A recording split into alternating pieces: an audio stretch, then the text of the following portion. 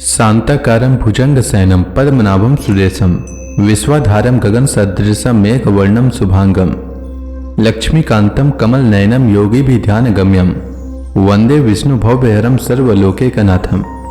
मंगलम भगवान विष्णु मंगलम गरुड़ध्वज मंगलम पुंडरीकाक्ष मंगलाय तनोहरि। ओम नमो भगवते वासुदेवाय। आज का दिन आप सभी के लिए मंगलमय हो। आइए सुनते हैं आषाढ़ मास कथा का 16वां अध्याय। कल के अध्याय में मैंने परशुराम जी के द्वारा क्षत्रिय संहार और विश्वामित्र जी के वंश की कथा सुनाया था। आज आगे की कथा का वर्णन करते हुए श्री सुखदेव जी महाराज राजा परीक्षित से कहते हैं, परीक्षित, राजेंद्र पुरुरवा का एक पुत्र था आयु। उसके 5 लड़के हुए, नहुस, छत्रविद, रजी, शक्तिशाली रंभ और अनेना। अब छत्रविद का वंश सुनो। छत्रविद के पुत्र थे सुहोत्र। सुहोत्र के 3 पुत्र हुए, कास्य, कुश और गृत्समत। गृत्समत का पुत्र हुआ सुनक। इसी सुनक के पुत्र ऋग्वेदियों में श्रेष्ठ मुनिवर सौनक जी हुए। कास्य का पुत्र काशी, काशी का राष्ट्र, राष्ट्र का दीर्घतमा और दीर्घतमा के धन्वंतरी, यही आयुर्वेद के प्रवर्तक हैं।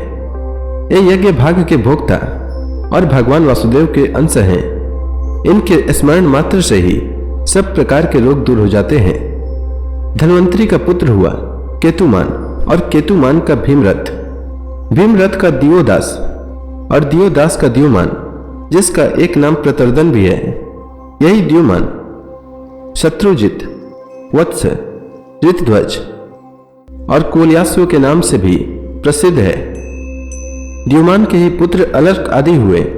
परीक्षित, अलर्क के सिवा और किसी राजा ने 66,000 वर्ष तक युवा रहकर पृथ्वी का राज्य नहीं भोगा।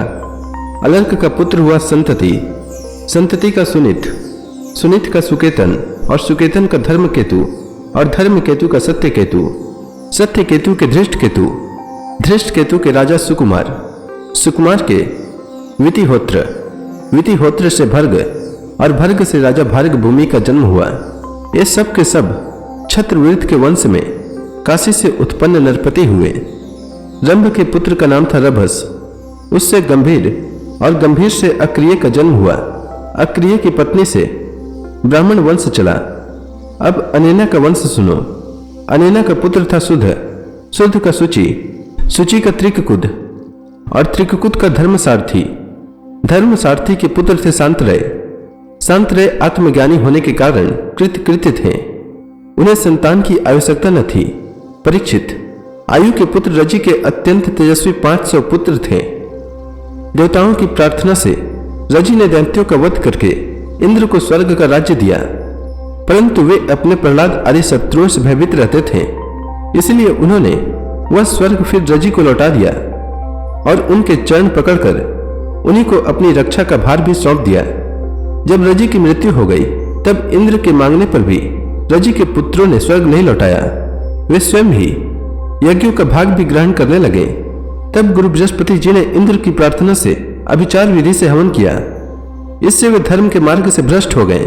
तब इंद्र ने अनायास ही उन सब रजी के पुत्रों को मार डाला। उनमें से कोई भी न बचा। छत्रवीत के पौत्र कुश से प्रति, प्रति से संजय और संजय से जय का जन्म हुआ। जय से कृत, कृत से राजा हर्यवन, हर्यवन से सहदेव, सहदेव से हिन और हिन से जयसेन नामक पुत्र हुआ। जयसेन का संकृति, संकृति का पुत्र हुआ महारथी वीर शिरोमणि जय। छत्रवीत की वंश परंपरा में इतने ही नरपति हुए। अब नहुस वंश का वर्णन सुनो। श्री सुखदेव जी कहते हैं, परीक्षित, जैसे शरीरधारियों के 6 इंद्रियां होती हैं, वैसे ही नहुस के 6 पुत्र थे।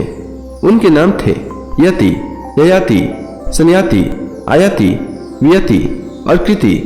नहुस अपने बड़े पुत्र यति को राज्य देना चाहते थे, परंतु उसने स्वीकार नहीं किया, क्योंकि वह राज्य पाने का परिणाम जानता था। राज्य एक ऐसी वस्तु है कि जो उसके दांव पेच और प्रबंध आदि में भीतर प्रवेश कर जाता है, वह अपने आत्म स्वरूप को नहीं समझ सकता। जब इंद्र पत्नी सची से सहवास करने की चेष्टा करने के कारण नहुस को ब्राह्मणों ने इंद्र पद से गिरा दिया और अजगर बना दिया, तब राजा के पद पर ययाति बैठे।